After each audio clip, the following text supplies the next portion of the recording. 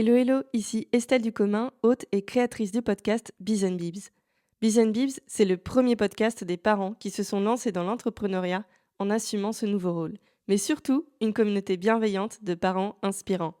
Pour ne rien manquer des prochains épisodes et continuer à faire le plein d'inspiration, je vous invite à vous inscrire à la newsletter Biz and Bibs. Toutes les semaines, vous y trouverez des coulisses du podcast, des ressources exclusives et plein de conseils pour allier parentalité et entrepreneuriat. Retrouvez le lien pour vous inscrire dans la description de cet épisode. Et si cet épisode vous a plu, pensez à le partager autour de vous. Envoyez-le à vos amis entrepreneurs, à vos proches ou même à vos amis qui sont parents. Votre partage et votre soutien m'aident à faire grandir le podcast pour continuer à vous livrer de belles histoires de parentalité et d'entrepreneuriat. Sur ce, je vous souhaite une très belle écoute et un super moment avec mon invité d'aujourd'hui. Bon épisode! Tu sais, je trouve que quand tu rencontres des entrepreneurs, c'est toujours très cool dans leurs aventures, mais souvent il y a le truc de je suis pas prêt, c'est pas le bon moment, c'est pas encore suffisamment parfait. Moi, il n'y avait pas d'histoire de perfection, en fait, parce que de toute façon, il fallait y aller. J'ai longtemps cru que pour être entrepreneur, il fallait avoir la bonne idée. J'ai déconstruit ça. Pendant que non, en fait, faut juste proposer un produit ou un service au bon moment, sur le bon marché, et qu'il n'est pas forcément novateur. Encore une fois, une condition sine qua non pour récupérer ma fille à 16h30. Il faut du coup que de 8h à 16h, ça carbure. J'ai l'impression des fois qu'on peut avoir des barrières, tu vois, perso. Et en fait, cette expérience-là, et le fait que ça soit couplé l'entrepreneuriat au rôle de maman, donc c'est une double expérience quelque part, et ça montre que les barrières, tu te les mets toi-même. Devenir parent et entrepreneur à la fois. Et oui, aussi dingue que cela puisse paraître, certains parents décident en donnant naissance à leur premier enfant de donner naissance à un autre bébé, une entreprise. Car c'est parfois dans le manque de sommeil, les nombreux biberons ou les couches à répétition que l'on peut trouver de l'inspiration. Je suis Estelle Ducommun, entrepreneuse à multiples casquettes et maman follement amoureuse de son petit bébé. Et dans ce podcast, Biz and Bibs, je vais creuser avec vous les histoires de ces parents inspirés. Découvrez leur parcours, leurs déclics et leurs histoires d'entrepreneuriat et de reconversion professionnelle en toute bienveillance et authenticité. Se lancer dans l'entrepreneuriat pour avoir du temps pour sa fille, mais kiffer être sa propre chef et mieux gagner sa vie. C'est l'histoire d'Anaïs de Rennes, fondatrice de Beau Boulot, une société qui accompagne les recruteurs et dirigeants qui souhaitent découvrir et développer les soft skills, les compétences douces, de leurs futurs recrues et collaborateurs. Recruteuse passionnée pendant plus de 10 ans, c'est lors de sa grossesse qu'Anaïs envisage l'entrepreneuriat. Elle qui adore son métier et ne compte pas les heures, se projette tout à coup dans une vie de famille dont elle a toujours rêvé, et sait que le temps est une ressource précieuse qu'elle ne veut pas laisser filer. Or, dans le milieu du recrutement, les entretiens tardifs et à toute heure de la journée sont monnaie courante. En pleine grossesse Covid et chamboulement hormonal, Anaïs développe dans sa tête Beau Boulot, une société où elle pourrait continuer de travailler dans ce qui la passionne, les ressources humaines, tout en consacrant plus de temps à son bébé. Mais les mois s'enchaînent et au retour du congé mat, Anaïs reprend non pas un, mais 2 postes de salarié qu'elle enchaîne en même temps qu'un changement de vie à Barcelone. Finalement, c'est cette nouvelle vie dans une ville étrangère qui la pousse à sauter le pas, car cette intuition très forte de créer un métier plus flexible pour sa fille ne la quitte pas. Dans cet épisode, Anaïs partage sa vision du mompreneuriat, explorant comment elle combine la vie d'entrepreneuse et de maman. Elle explique comment son exigence au travail la pousse à se surpasser pour bien gagner sa vie tout en profitant de sa famille.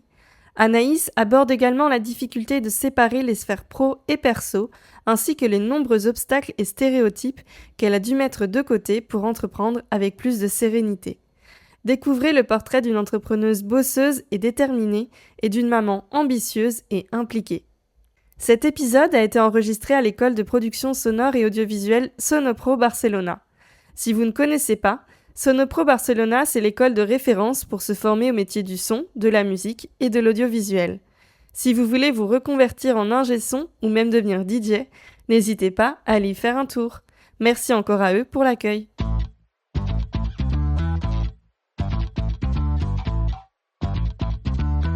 Bonjour Anaïs, bienvenue dans Biz and Bibs. Bonjour Estelle, merci de m'accueillir. Merci à toi d'être venue. Est-ce que tu peux te présenter de la façon suivante ? Comment tu t'appelles ? Où tu vis ? Et ce que tu fais dans la vie ? Et ton âge, pardon. Je m'appelle Anaïs, j'ai bientôt 34 ans, je vis à Barcelone et je suis la fondatrice de la société Beau Boulot. Et qu'est-ce que tu proposes avec Beau Boulot? Qu'est-ce que c'est Beau Boulot? Beau Boulot, c'est une société qui accompagne les entreprises pour identifier les fonctionnements, les attentes et les besoins de leurs collaborateurs internes ou de leurs futurs collaborateurs. Donc d'avoir une appréhension de ce qu'on appelle les soft skills, les compétences comportementales en entreprise. Quand est-ce que tu as lancé Beau Boulot? J'ai lancé Beau Boulot en 2021. 2021. Et donc, en quoi est-ce que cette entreprise a été impulsée par ta maternité? En fait, la maternité, j'étais très contente de devenir maman, j'avais très envie de ce nouveau rôle et j'avais un sentiment d'incompatibilité entre mon métier ou en tout cas mon rythme et ce nouveau rôle. Qu'est-ce que tu faisais avant, du coup, juste pour revenir un petit peu en arrière? Pendant plus de 10 ans, j'ai été recruteuse donc dans D'accord. différents types d'organisations, de cabinets de recrutement, mais j'ai toujours été dans la prestation de services afférée au recrutement. Et c'est un métier qui est passionnant parce qu'on rencontre énormément de gens, parce qu'on est en interaction avec plein de personnes. C'est aussi un métier, et quand on parle surtout de la chasse, qui nécessite d'être un peu plus disponible le soir, parce que les candidats sont pour la plupart en poste et pas forcément dispo sur leurs propres horaires de boulot. Et donc, ils te proposent un entretien à partir de 17h, 18h, voire plus tard. Et donc, ça me laissait une grande flexibilité perso, parce que la journée, je pouvais être affairée à plein d'autres missions pro comme perso d'ailleurs. Et c'est vrai que je travaillais un peu plus le soir, ce qui n'était pas dérangeant à cette époque-là de ma vie, mais ce qui me semblait être moins en adéquation avec mon nouveau rôle de maman. Donc ça a été ça le lancement, ou en tout cas le déclic pour dire j'ai besoin de travailler différemment. Et quand est-ce que s'est passée du coup cette réflexion? C'était pendant ta grossesse ou à la naissance de ta fille? Comment est-ce qu'elle s'appelle d'ailleurs? Elle s'appelle Alba. Elle vient d'avoir 4 ans. C'est une réflexion qui s'est faite vraiment pendant la grossesse, en fait. Et encore plus à la fin, où je m'interrogeais sur le fait de me dire, là, il va falloir que je reprenne. C'est la fin de mon congé maternité. T'as travaillé toute ta grossesse, d'ailleurs, ou t'as été arrêtée Alors, j'ai eu une grossesse un peu particulière parce qu'elle a été en plein Covid. Donc oui, d'accord. Oui, il y a 4 ans, c'était en 2020. Et Alba est née le 13 mai, donc 48 heures après le déconfinement, enfin le premier déconfinement. Ah oui. Donc nous, on est arrivé à la maternité. Oui, parce que tu étais en France, toi, du coup. J'étais en France à ce moment-là. À Toulouse. Exactement, j'étais à Toulouse. Donc oui, j'ai travaillé une bonne partie de ma grossesse parce qu'à partir de mars, comme tout le monde, on était confinés. Donc du coup, télétravail 100%. Mon terme était prévu pour début juin. Je m'arrêtais dans ma tête début mai. En plus, j'étais sur un projet très très cool client que je voulais absolument terminer. Mais j'avais le temps, on avait une bonne adéquation. Là, pour le coup, pro-perso, on était à la maison. J'avais le temps. Et donc, je me suis dit, nickel, je m'arrête un mois avant. Et bien évidemment, c'est pas passé comme ça. Je me suis arrêtée le 5 mai. Parce que tu sentais déjà que ça allait venir... Non, parce qu'officiellement, mon congé maternité aurait dû commencer. Mais je travaillais pour une toute petite boîte. J'avais vraiment envie d'aller au bout de ce projet-là pour le client et pour ma boîte. Donc, c'était un deal, mais de moi avec moi-même, qui était très bien. Donc, le 5 mai, le projet termine. Et voilà, je savais que je rentrais. Et le 13 mai Et le 10 mai même, donc 5 jours après, je suis sur la poche des os et j'arrive à l'hôpital 5 jours après ma date, entre guillemets, où je m'étais dit, tiens, je vais prendre un peu de temps pour mon congé mat, mais ça m'allait très bien parce que c'était pour moi. Et une fois qu'on est rentré du coup de la maternité, il y a forcément eu les premières semaines où tu es dans cette découverte de tout ce qui devient ton rôle de maman. Et puis plus le temps passait, et plus l'été passait, et les chances de reprendre arrivaient. Et c'est vrai que je le sentais de moins en moins, en fait. Je m'interrogeais beaucoup sur ça. Et par chance, je discute avec un client qui est un très bon ami aussi, et qui me dit mais en fait rejoins-nous. Si t'as plus envie de faire ce métier-là. Ah oui, donc t'as été débauchée pendant ta grossesse. Pendant le congé maternité. Le week-end avant de reprendre. Donc du coup, je suis rentrée et j'ai annoncé à ma boss écoute, je crois que je m'en vais. Et voilà, j'ai fait 3 semaines le temps de plier mes dossiers et de rejoindre cette autre entreprise. Ok, et donc tu rejoins cette nouvelle entreprise. Comment ça se passe ? Ça se passe bien parce qu'à la fois, c'est un poste plus stratégique, moins opérationnel et en interne, du coup. Donc, il n'y a plus cette préconisation client et qui demande le temps dont je te parlais au préalable. Donc, j'ai l'impression que cette quête d'adéquation pro-perso, elle est plus facile. Et puis aussi, il y a un facteur qui est très important. C'est que notre appartement, la nounou et mes bureaux sont dans un périmètre de 2 km². Donc, je fais tout en vélo. Il y a une facilité du quotidien qui est très, très cool. Néanmoins, au bout de quelques semaines, je me rends compte que même en changeant quelque part de métier ou de secteur d'activité, j'ai des contraintes horaires et organisationnelles qui dépendent pas que de moi. Et je génère une forme de frustration en me disant, en fait, c'était peut-être pas forcément le fait de changer de boulot, Oui, mais de plutôt changer de boîte, mais le fait... voilà, d'être mon propre patron pour avoir cette flexibilité. Donc, tu vois, le projet, il nourrit déjà pendant la grossesse et il s'accélère dans les premiers mois d'Alba. Et finalement, c'est quand tu es face à la réalité que Exactement. tu te dis, en fait, non, ça me correspond plus, ce statut de salarié, et j'ai envie de fonder mon propre projet. Ouais. Et alors, ce beau boulot, cette entreprise que tu as fondée, elle a aussi coïncidé avec une nouvelle vie, puisque vous avez emménagé à Barcelone en même temps que tu lançais cette nouvelle activité. Ouais, il y a quand même eu un deuxième déclic qui était très fort, c'est que quand je prends ce poste, du coup, au bout de quelques semaines, je ressens vraiment ce besoin d'être avec Alba dans le quotidien et sans forcément l'appréhender. Mais tu vois, je ressens un truc très profond, en fait. Et puis, j'ai toujours accompagné des entreprises, des chefs d'entreprise plus vieux que moi et qui avaient un peu ce côté de me dire je suis très content de ma vie, je regrette un peu de ne pas avoir passé suffisamment de temps avec mes enfants. Et c'était absolument un truc que je voulais pas reproduire, tu vois. C'était un peu voilà, le schéma dans lequel je voulais pas m'inscrire. Et donc, quand je ressens ça, je me dis que c'est pas hyper confort. De toute façon, si je le ressens au bout de quelques semaines, ça sera probablement encore le cas plus loin. Évidemment. Donc, j'en parle tout de suite à mes boss en disant les gars, je le sens pas et je crois qu'on va mettre fin à mon contrat. Ce qu'ils acceptent. Je fais quand même plusieurs mois supplémentaires pour structurer le poste, assurer du coup la succession. Et en fait, la deuxième semaine où j'arrête ce boulot-là, donc c'est la première fois de ma vie que je suis dite sur le papier au chômage. En fait, je me rends compte que je perds un enfant. Ça fait 3 mois que je suis enceinte, je le sais pas, je suis sous stérilée. J'ai fait une fausse couche. Et là, c'est vraiment le déclic qui est aussi lié à la maternité du coup, parce que ce deuxième bébé, on l'attendait pas et on s'y attendait pas du coup. Mais c'est là où ça me repropulse dans la notion de temps, tu vois, le rapport à toi-même, le fait de savoir t'écouter et de te dire que en fait, là, à 30 ans, ce temps-là, j'ai envie de le dédier, en l'occurrence, à ma fille. Donc, ça a été encore plus pour toi un signe de te dire, bon, ok, là, en fait, il faut vraiment que je me pose et que je dédie le temps que j'ai pour ma fille, parce que c'est viscéral. Enfin, c'est là quelque chose... c'est mon cerveau, mon corps qui me dit il faut que tu passes du temps avec ta fille. Avec ma fille, exactement. Et puis en parallèle, il y a ce projet en effet de repartir à l'étranger. On n'est pas des grands baroudeurs, mais on avait eu l'occasion de bouger plusieurs fois. Parce que ton conjoint est colombien, c'est ça ? Ouais, Pablo est colombien en effet. Alors il est quasiment plus français que colombien, c'est vrai. On va dire. Mais vous êtes rencontrés là-bas ou pas ? Non, il est arrivé en France à 8 ans. Ah, d'accord. Donc nous, on s'est rencontrés au lycée, ça fait très longtemps. Oh le bébé couple. C'est ça. Et voilà, il y avait toujours eu au fond de nous un petit truc de se dire on bougerait bien à l'étranger, et puis une fois que t'es installé, tu trouves toujours des bonnes raisons de pas le faire. Le déclic a été le Covid et la naissance d'Alba, fait que tu vois, tu regardes un peu plus tes priorités. On s'est dit en fait, on va peut-être pas attendre d'être plus vieux ou à la retraite, j'en sais rien, pour bouger. Et donc, le temps alloué à Alba, plus ce projet de repartir du coup à l'étranger, les deux ont coïncidé du coup ensemble. Et puis, la résultante, ça a été de me dire, en fait, c'est le bon moment de monter ma boîte. Super. Et par quoi tu démarres ? Parce que du coup, tu es en train de gérer ta nouvelle vie à l'étranger, de déballer tes cartons et en même temps de démarrer une nouvelle activité professionnelle. Ouais. Comment est-ce que tu démarres ? Comment est-ce que tu combines tout ça ? En fait, la chance que j'ai, c'est qu'on trouve tout de suite une crèche à Alba. Donc, la journée, en effet, j'ai pas à m'en occuper. Donc, j'ai du temps. Elle a quel âge, Alba, à ce moment-là ? Quand on arrive, elle a à peine 18 mois. Ah oui. Et donc, du coup, elle est tout de suite en crèche. On a côté cet âge-là, c'est bien parce que c'est pas encore... Enfin, c'était pas un nourrisson non Exactement. plus. Donc, Et donc, le temps que j'avais besoin, je l'ai eu quand même. Parce qu'entre le moment où j'arrête le boulot et le moment où on décide de partir... en fait, la condition sine qua non pour qu'on parte, c'est que Pablo ait un poste, parce que c'est important quand même d'avoir une forme de stabilité. Et il est dans un secteur d'activité où c'est pas aussi facile que ça de trouver un job.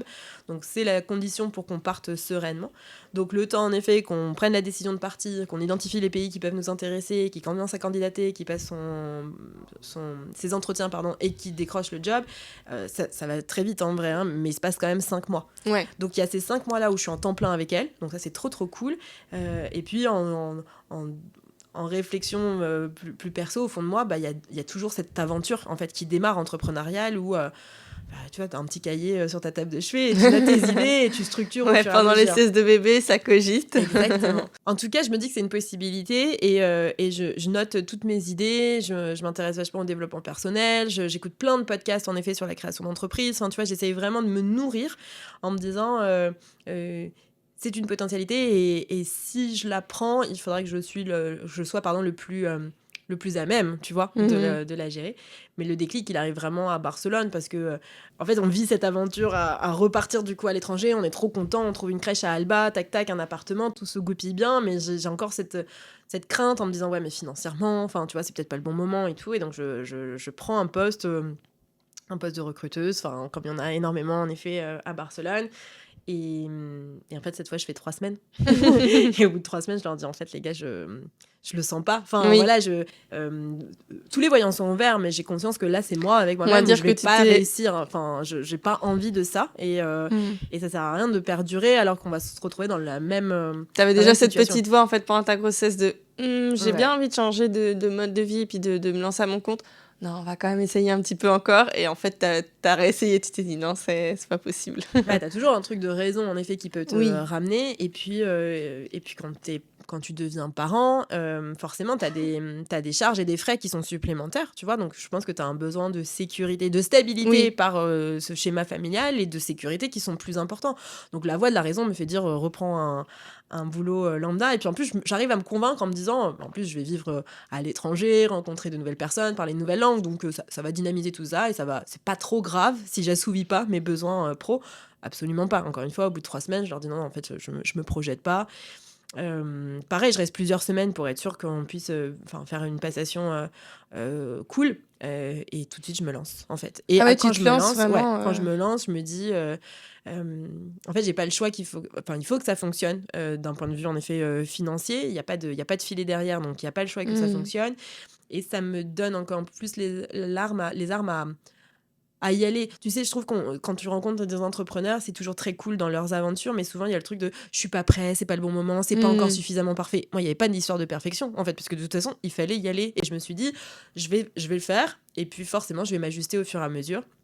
Et on en est là. Et je m'étais donné 6 mois, du coup, pour dire que j'ai une activité viable, avec des clients récurrents, enfin quelque chose de confort. Et puis, une fois que c'était atteint, la machine était partie. Tu dirais le fait qu'être mère, c'est ça qui t'a vraiment un peu donné le coup de pied aux fesses pour tout faire pour que ça marche? En fait, il y a 2 rapports. Ça m'a donné l'impulsion de lancer cette boîte, dans cette quête, encore une fois, d'adéquation pro-perso et de gérer mon temps comme bon me semble, en étant épanouie dans ma vie pro, mais en étant très au fait et accomplie dans ma vie perso et dans mon rôle de maman. Donc ça c'est ce qui m'a donné l'élan. Et après, dans le quotidien, c'est ce qui fait que ça rythme ma journée. Je pense que je suis plus exigeante aujourd'hui avec mes clients, avec moi-même, avec mon rapport au temps, au boulot, que quand je n'avais pas d'enfant. Parce que moi, il y a un truc qui est hyper important aujourd'hui pour moi, c'est que ma fille, elle finit l'école à 4h30 et qu'à 4h30, je la récupère. Alors, ça ne veut pas dire qu'elle fera jamais d'activité extra-scolaire ou Oui. voilà. Mais par exemple, c'était sa première année de maternelle cette année. C'était hyper important pour moi d'être présent.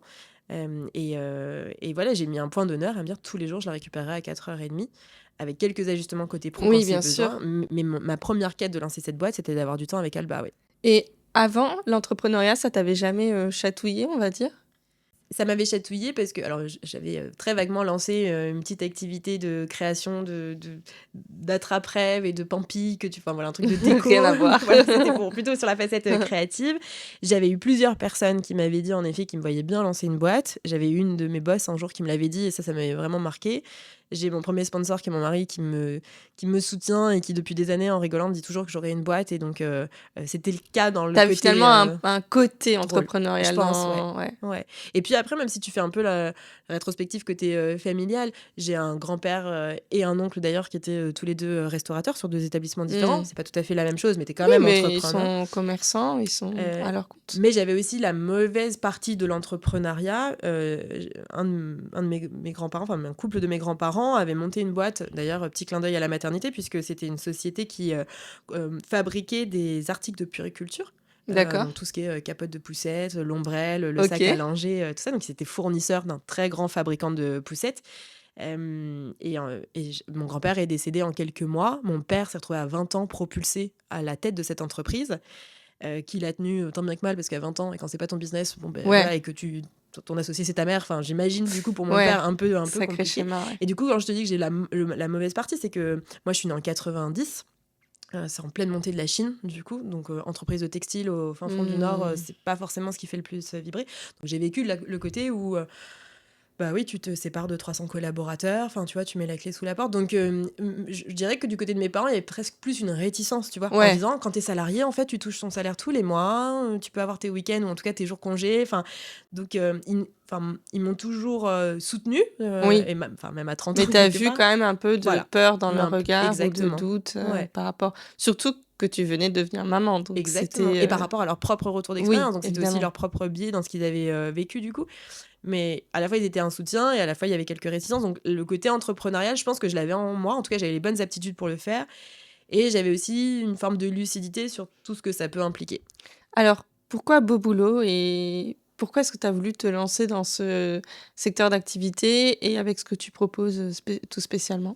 Ouais, je pense qu'il y a 3 choses qu'on portait. Il y a le premier, c'est que j'ai une vraie appétence pour la notion de soft skills ou Parce que du coup, compétences tu comportementales. proposes quoi exactement avec Ouais, Beau le, Boulot? le- le service de Beau Boulot, c'est d'identifier, de comprendre les besoins, les fonctionnements et les attentes d'une personne qui va briguer un poste, que ce soit un candidat externe ou un candidat interne, donc une mobilité interne. C'est vraiment de comprendre, au-delà de ses compétences techniques, encore une fois, comment il fonctionne et comment il va interagir du coup avec les autres pour assurer la meilleure collaboration. Donc, il y a un entretien d'évaluation, il y a un test au préalable, un entretien d'évaluation, il y a plein de questions justement sur le rapport au temps, la perception du travail, en quoi les gens définissent leur propre équilibre pro-perso, parce qu'on se rend compte que c'est quelque chose de très personnel et qu'on n'a pas tous la même définition. Donc tout ça, je le mets par écrit et la synthèse que je livre au manager est un outil d'aide à la décision. Du coup, c'est de comprendre à un instant T, encore une fois, les attentes de la personne qu'il a en face.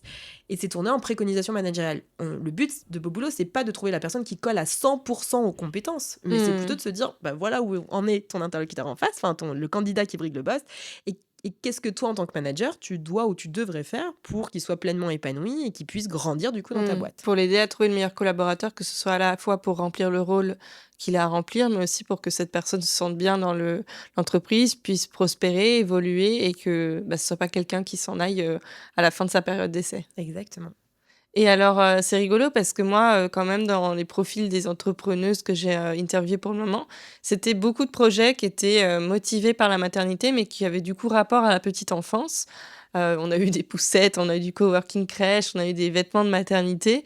Et toi, c'est plutôt, du coup, c'est lié à ton secteur d'activité, le recrutement. Ça t'a pas donné envie de te lancer dans un projet entrepreneurial lié à la petite enfance ou à ton nouveau rôle de mère? J'ai longtemps cru que pour être entreprenante, il fallait avoir la bonne idée. Tu sais, le bon produit, un peu le coup du siècle. J'ai déconstruit ça au gré des écoutes ou des rencontres en comprenant que non, en fait, il faut juste proposer un produit ou un service au bon moment, sur le bon marché et qu'il n'est pas forcément novateur. Et une fois que j'ai compris ça, je me suis dit, en fait, je vais capitaliser sur ce que je fais bien et en plus sur ce que j'aime faire et qui résonne du coup sur le marché, parce que c'est ça qui est important du coup, je pense, c'est trouver le couple entre ce que tu ce que tu fais par appétence et ce qui est une réalité sur le marché, et donc tu sais que tu vas avoir des clients potentiels derrière. Donc une fois que j'ai compris en effet que tu n'avais pas besoin d'être innovant pour lancer une boîte, je me suis dit, je vais prendre la partie que je sais bien faire dans mon métier, et par contre je vais la pousser, je vais l'améliorer et je vais vendre du coup différemment peut-être de ce que j'ai fait jusqu'à présent. T'as démarré par où pour développer ton activité? Mon propre portefeuille en fait. Enfin, ça fait en étant recruteuse depuis plus de 10 ans, j'avais cette casquette aussi de commercial, et donc voilà, tu as ce même écosystème, comme j'ai l'habitude de dire. Donc c'est auprès de eux que je me suis tournée, et puis et ça a été mes premiers, et aujourd'hui ce sont toujours mes plus fidèles clients. Et donc, on peut deviner qu'au bout de 6 mois, ça l'a fait. Ouais, ça l'a fait, heureusement, du coup. Mais ouais, au bout de 6 mois, c'était à la fois cool sur le plan financier, parce que du coup, il y avait une stabilité, et donc c'était forcément, t'appréhendes les choses de manière plus sereine. Et puis aussi, c'était... tu sais, il y avait ce système un peu de bouche à oreille, de récurrence, des clients qui étaient toujours plus intéressés. Et donc, je savais qu'il y avait une âme sur cette boîte qui allait fonctionner, en fait. Et qu'est-ce que tu as trouvé le plus difficile, commencer ou faire prospérer Beau Boulot? Elle est très bonne cette question. Je pense que c'est difficile de se lancer parce que tu vois, donc il y a une difficulté à se lancer à proprement parler parce que tu freines, tu as toujours un truc qui te dit oh non, je suis pas prête, c'est pas le bon moment, machin. Mais une fois que tu es dedans, je pense qu'en fait c'est un peu plus dur encore parce que en fait tu lances une société en étant convaincu de ce que tu allais vendre ou prester. Et tu ne sais pas, en fait, tous les autres métiers qui sont apparentés, du coup, à ton activité. Alors, t'as ton job à proprement parler, puis t'es aussi un peu comptable, et puis t'es aussi un peu marketeur, et puis t'es aussi commercial, et t'es aussi un peu chargé de recouvrement. Enfin, et tu vois, c'est toutes ces facettes-là. Et donc, c'est la multitude des facettes qui sont appelées pour gérer ta boîte. Et dans le temps imparti, on en revient toujours au temps, tu vois. Mais en fait, quand t'es salarié, t'es quasiment... affairé à ton taf à 100% de ton temps, tu vois. Et puis quand tu lances une boîte, en fait, tu te rends compte que tu vas pas avoir 100% pour prester ou faire quelque chose. Enfin, que c'est ton rôle de chef d'entreprise si de gérer ta motivation principale est d'avoir du temps pour ta famille. Une petite matrice de l'agenda à faire qui est importante, en effet, Donc du coup, qu'est-ce que tu as trouvé le plus difficile, genre démarrer ou Non, je pense que en vrai, c'est quand même dans le quotidien. Tu vois, de trouver une forme de rythme, de récurrence et de plaisir. Ouais. Donc à l'heure actuelle, tu vis de ton activité. Ouais. C'est quoi les profils des personnes que tu accompagnes ? Alors, ce qui est très cool, en tout cas de mon point de vue, et c'est vraiment un point d'honneur que j'ai mis, c'est qu'il était important pour moi de ne pas avoir de cible. Alors, je n'interviens que sur du B2B, hein, mes clients ne sont que des entreprises, mais il était important pour moi de ne pas arriver sur une cible ou un persona type au sens taille de l'entreprise. Je voulais que la boîte, elle puisse résonner pour des tout petits entrepreneurs, justement ceux qui commencent à avoir leur premier salarié. Et donc du coup, le premier niveau de l'évaluation, il est très très accessible. Enfin, quand tu sais ce que coûte un recrutement raté versus le coût d'une évaluation chez moi, voilà, c'est tellement petit du coup qu'aujourd'hui j'interviens sur tout type de taille d'entreprise. Les tout petits parce que j'ai un sentiment d'utilité qui est beaucoup plus développé. Les très gros parce que c'est aussi mon fonds de roulement et que j'ai besoin d'eux par rapport au volume de recrutement, de m'assurer que tous les mois j'ai une récurrence. Donc voilà, stratégiquement dans la taille de l'entreprise c'est très différent. Mais après mon client type c'est encore une fois un manager ou un chef d'entreprise qui a des enjeux de recrutement et qui veut dépasser la notion de compétences techniques, en fait, qui veut se dire je veux aller au-delà dans mes recrutements que juste recruter des gens parce qu'ils correspondent bien à la fiche de poste, mais parce que j'ai besoin de gens qui ont un potentiel, qui ont un savoir-vivre, qui vont interagir avec les autres, qui ont un sens relationnel, organisationnel, qui correspondent au fonctionnement et aux valeurs de ma boîte. Et à l'heure actuelle, est-ce que tu gagnes mieux ta vie en tant qu'entrepreneuse que quand tu étais salariée ? Oui. Ouais, c'est génial ça. C'est trop cool. Et donc dans ton couple, donc ton conjoint il est salarié, toi tu es entrepreneuse. Est-ce que tu penses qu'il y a une différence par rapport à ce que vous apportez toutes les deux à votre fille en termes d'éducation, de valeurs, avec ces différents profils ? Ouais, je pense déjà que indépendamment même de ton statut en tant qu'entrepreneur ou salarié, ta personnalité, qui tu es, la manière bien sûr. dont tu te comportes forcément va influer sur ce que tu donnes à tes enfants. Il y a une chose qui est sûre, c'est que même si aujourd'hui mon mari travaille dans une petite structure et qui prône pour la flexibilité, il n'a pas la même que moi.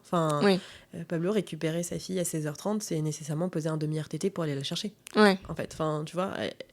Donc oui, il y a forcément un rapport au temps qui est différent entre papa et maman aujourd'hui, mais pas parce que si maman elle est dans le rush, c'est pas grave, j'irai quand même la chercher à 4h30 et je rebosserai à 21h une fois qu'elle sera couchée, tu vois. Et ce qui est plus difficilement entendable aujourd'hui pour un salarié, je pense que les entreprises vont évoluer sur ce sujet-là et c'est une nécessité aujourd'hui, mais on n'y est pas encore. Et d'ailleurs, là tu parles de récupérer ta fille à 4h30, ça peut être assez tôt quand même dans une journée professionnelle.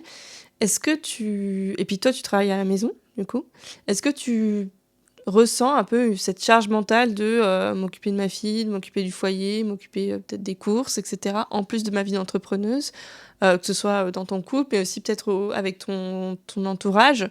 Est-ce que tu as eu des réflexions du style oui, mais tu travailles à la maison, donc tu peux t'occuper de ça, tu peux... Ouais, je comprends ta question. Par chance, pas du tout avec mon conjoint, heureusement. Merci Enfin, Pablo. voilà, merci Pablo, en effet. Non, lui, il est plutôt dans une quête justement de dire que mon rapport au temps étant très important, il faut qu'on puisse faciliter ou automatiser tout ce qu'on peut, tu vois. Enfin, Mm. alors après, il y a une réalité, en effet, en bossant à la maison, il est plus facile pour moi d'appuyer sur le bouton machine à laver que lui Oui, à oui, oui. distance. Mais non, l'équation, le rapport est bien différent.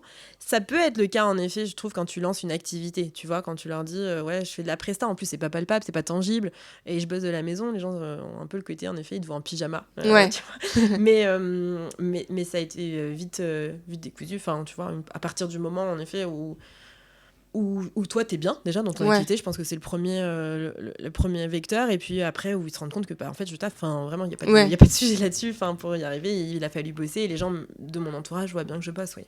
Si Beau Boulot s'arrêtait du jour au lendemain, est-ce que tu retournerais au salariat ou pas? Si ça s'arrêtait du jour au lendemain et que j'avais pas le choix, oui.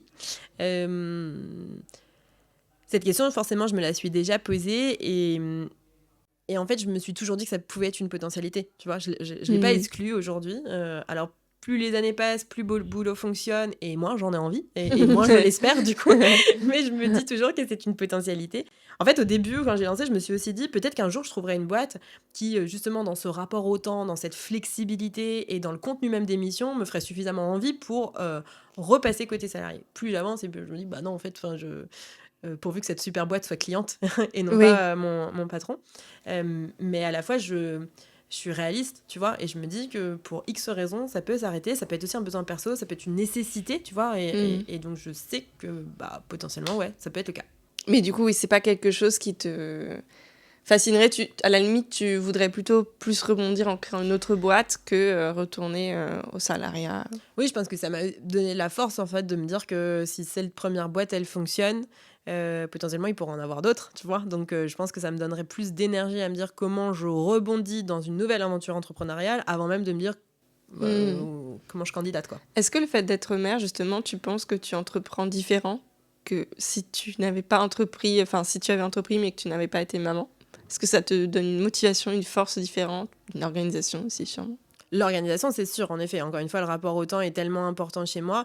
Je pense que ça me donne une exigence qui est supplémentaire, une exigence du coup vis-à-vis des clients, une exigence vis-à-vis de mes prestations, une exigence du coup vis-à-vis de moi-même, tu vois. C'est que ce que peut-être en tant que salarié, encore une fois, je compare pas tout à fait les deux schémas puisque je les ai pas vécus en tant que mère, tu vois, j'avais pas tout à fait les mêmes synchronisations, mais peut-être qu'avant, je pouvais prendre plus de temps, tu vois, pour faire une tâche ou voilà, être moins exigeante. Aujourd'hui, en étant maman, non, je le suis nécessairement. Enfin, et c'est encore une fois une condition sine qua non pour récupérer ma fille à 16h30. Il faut du coup que de 8h à 16h, ça carbure. Enfin, tu vois, nécessairement en fait. Enfin, parce que sinon, je pourrais avoir je pourrais avoir une boîte, elle fonctionnerait pas tout aussi bien, j'aurais pas des clients satisfaits. Enfin, c'est toujours ce rapport-là. Donc, ce que ça a changé, c'est vraiment, ouais, le mot, c'est l'exigence, quoi.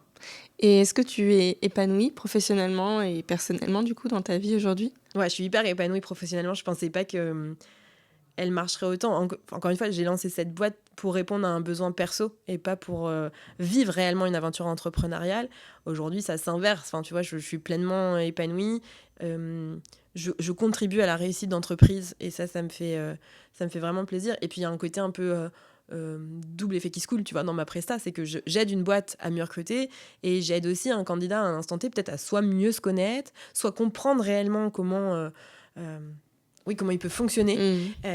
Et quand, tant bien même il se connaît très bien, des fois c'est juste de lui apporter du bon verbatim RH pour mieux se vendre aussi en entretien. C'est de dire bah, tu fonctionnes comme ça et est-ce que tu sais que tu peux Oui, parce que utiliser l'adjectif finalement, ce que tu lui donnes, il est peut-être pas pris par l'entreprise derrière, en Non. fait. Donc, mais ça peut lui servir pour d'autres entretiens. Il peut capitaliser dessus, en effet, et rebondir, soit dans sa connaissance de lui-même, soit encore une fois dans la manière dont il peut l'exprimer. Donc, tu vois, tout ça fait que ça nourrit vraiment mon sentiment de contribution et je suis hyper contente de développer cette boîte-là pour aider les autres. Sur le plan perso, ouais, je suis épanouie aussi. Enfin, j'ai la chance, voilà, j'ai une famille, tout le monde est en bonne santé, je vis à Barcelone, au bord de la mer, c'est très cool. Est-ce qu'il y a quelque chose qui t'a surpris, justement, donc dans le développement de ton activité et dans le développement aussi de ta vie de maman? Ça peut être négativement, ça peut être positivement aussi. Parce que finalement, tu t'es lancée dans l'entrepreneuriat, ta fille était toute petite, elle avait quelques mois. Si on fait vraiment au démarrage de Bouboulot, on pourrait dire qu'elle avait 18 mois. Ouais. La réflexion de cette boîte, oui, elle était encore dans mon ventre. Et du coup, quand tu as mis en place Boboulot et qu'en même temps, du coup, ta fille allait à la crèche, mais c'était aussi les premières années de vie aussi de ta fille, combiner ces deux rôles nouveaux, est-ce qu'il y a quelque chose qui t'a surpris dans ce nouveau quotidien ? Je sais pas si on peut dire surpris à proprement parler, mais j'ai l'impression des fois qu'on peut avoir des barrières, tu vois, perso. Et en fait, cette expérience-là, et le fait que ça soit couplé l'entrepreneuriat au rôle de maman, donc c'est une double expérience quelque part, ça montre que les barrières, tu te les mets toi-même. Tu vois, tu peux... j'aime pas la phrase « quand on veut, on peut » parce qu'elle est pas toujours vraie. Tu vois, faut être réaliste. Mais moi, je viens... d'une famille qui ont pu m'offrir des études, tu vois, je vis en Europe, voilà, donc j'ai plein de points qui font que les barrières que j'aurais pu me mettre, en fait, je les ai ôtées par cette aventure-là. Ok. Et qu'est-ce que tu dirais aux parents qui aimeraient se lancer dans l'entrepreneuriat à la naissance de leurs enfants ou dans les années suivant la naissance de leur enfant ? Quels seraient les conseils que tu leur donnerais ? Je pense que s'ils ont cette intuition, c'est cool de la creuser. Potentiellement, c'est cool de le faire aussi, de creuser cette idée, pas tout seul. Tu vois, il y a plein d'organismes ou de personnes aujourd'hui qui aident au développement de l'entrepreneuriat et c'est intéressant, je pense, d'aller se challenger, se questionner au travers d'un regard de quelqu'un qui ne te connaît pas. Mais surtout, le vrai conseil que je donne, c'est de trouver ce couple, du coup, aussi important, qui est quelque chose qui te fait vibrer dans ton quotidien. Je pense pas que tu puisses entreprendre en étant jeune parent sur un truc qui n'est pas passion pour toi, tu vois. Donc, il y a vraiment ce truc de dire, je suis convaincue de mon produit ou de ma presta, et donc je vibre pour ça, couplé au fait il y a une réalité économique sur le marché. Tu vois, il va avoir des clients parce que potentiellement tu peux te lancer sur un truc qui te fait vibrer et en fait il y a pas de client derrière et auquel cas tu vas avoir donné beaucoup de temps, beaucoup d'énergie pour un résultat qui est moyen ou en tout cas qui te permettra pas de vivre et ça va générer une frustration qui est très forte. Donc je pense que mon meilleur conseil, c'est de dire allez chercher ce qui vous fait vibrer et assurez-vous quelque part qu'il y a un marché derrière. D'avoir un certain réalisme quand même. Et toi d'ailleurs, donc par rapport à tout ce que tu imaginais et ce que tu as entrepris, comment est-ce qu'on dit en français ? J'ai l'anglais qui me vient. Est-ce que ça a rempli tes attentes ? Ça les a même dépassés. Moi, je pensais pas qu'il allait avoir autant de réachats chez les clients, tu vois. Je dis pas que c'est facile, et encore une fois, je suis commerciale de métier, donc forcément, j'ai des bonnes aptitudes pour aller chercher de nouveaux clients, mais il y a quand même une vraie réponse sur le marché, des clients par bouche à oreille, ça vient et les gens sont intéressés. Et puis, je pense qu'il y a aussi un truc très fort, c'est une fois que les entreprises sont devenues clientes et qu'elles lisent les premiers rapports, elles se rendent compte de la puissance, en fait, jusqu'où on va. Et il n'y a rien de bullshit puisqu'on l'a co-construit avec le candidat évalué, en fait. Tu vois, donc c'est vraiment juste de figer à un instant T ses besoins. Et du coup, ça permet d'ouvrir des discussions entre eux qui seraient probablement jamais allées dans un processus de recrutement classique. Tu vois, ton rapport au travail, encore une fois, ou ton équilibre pro-perso, sont assez rares les gens qui réellement te posent des questions en creusant là-dessus et donc ça crée une confiance entre eux et ça c'est un des plus beaux résultats, tu vois, c'est de me dire tu sens, tu vois, dans leur regard que la collaboration elle va trop bien se passer, ils ont envie de bosser ensemble et toi le fait de créer un projet qui a du sens et de la valeur, ça te... forcément. Et concilier la vie de mère et de CEO, qu'est-ce qui a été le plus dur pour toi ? Peut-être qu'il n'y a pas de chose qui a été difficile, mais... Si, c'est que, tu sais, quand t'es... Et tu le vis aussi, quand t'es dans ton quotidien d'entrepreneur, où tu te dis, j'ai pas fait ça, il faudrait que je fasse ça, si j'avais un peu plus de temps, et que t'es passionné, du coup, tu pourrais avoir tendance à ne pas compter tes heures, tu vois, ou et tant bien même c'est pas des heures à proprement parler de productivité, tu sais que ton cerveau, tout à l'heure tu parlais de charge mentale plutôt côté maison ou gestion familiale, mais en fait on a une charge mentale aussi d'entrepreneur évidemment qui est liée à ton business, tu vois, et moi je sais que j'ai un peu du mal à décrocher. Hier on va à la plage avec ma fille, on se fait 4 heures de plage, elle est trop contente d'aller dans l'eau, je la surveille, mais je sais que je me suis fait tu vois, 2-3 nouveaux business plans en me disant attends, mais si je faisais ça comme ça, je trouve que c'est ça qui est difficile en fait, c'est de réussir à décrocher, à t'octroyer du temps perso et à être plus ancré dans les moments. Ouais, finalement, tu dirais que le fait d'avoir Alba et de t'en occuper, ça te force à te déconnecter un petit peu. Ah, je pense que j'aurais lancé une boîte sans être maman, j'aurais eu pas le même rapport au temps, forcément. Ouais.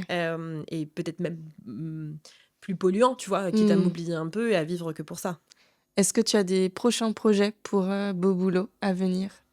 J'ai plein d'idées. Après, je sais pas lesquelles sont concrétisées, mais il y en a une forcément qui se dessine, c'est d'arriver plus en amont, du coup, et vraiment côté entreprise, d'aider les entreprises à comprendre comment elles fonctionnent. On colle du coup sur la notion de valeur et de culture d'entreprise et vraiment de se dire qu'est-ce qui forge votre écosystème, les personnalités que vous avez recrutées jusqu'à présent, dans leurs points communs, mais aussi dans leurs différences.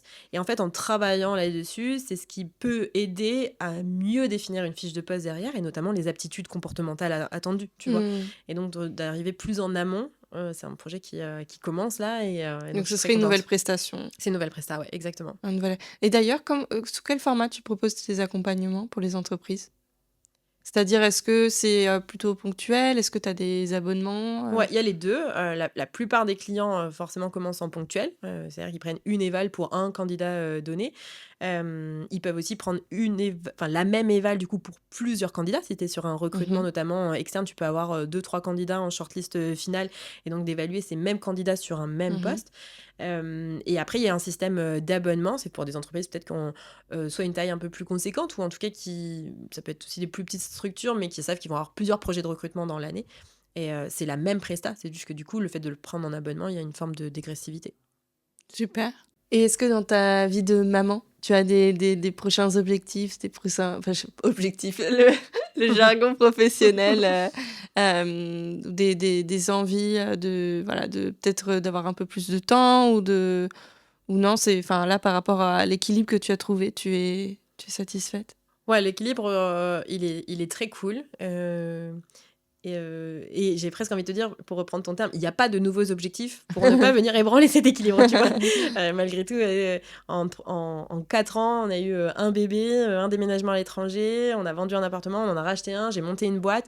Si cette 5e année pouvait être plus light, tu vois, sans objectif, ça me va aussi, en fait. Donc c'est plus d'être de dire, la vie fait qu'on a bien cravaché là les dernières années, donc là ça va être un peu plus light, ou en tout cas plus cool. On te le souhaite en tout cas. Merci. Et merci en tout cas donc Anaïs pour ton partage dans Biz & Bibs et pour nous avoir raconté l'histoire de Beau Boulot. On souhaite une très longue continuation à Beau Boulot et plein de belles choses pour la suite. Merci Estelle, merci beaucoup pour ton invitation et très longue vie au podcast. Merci. Vous venez d'écouter un nouvel épisode de Biz & Bibs. Merci infiniment pour votre soutien. S'il vous a plu, n'hésitez pas à nous mettre des étoiles sur Spotify ou Apple Podcast ou à vous abonner à l'émission dans votre appli de podcast préféré pour être tenu informé des prochains épisodes. Retrouvez-moi sur mon compte Instagram estelle.ducommun ou abonnez-vous à la page LinkedIn Biz & Bibs le podcast pour découvrir les coulisses des épisodes. Je vous dis à très vite pour une nouvelle interview avec un parent inspirant.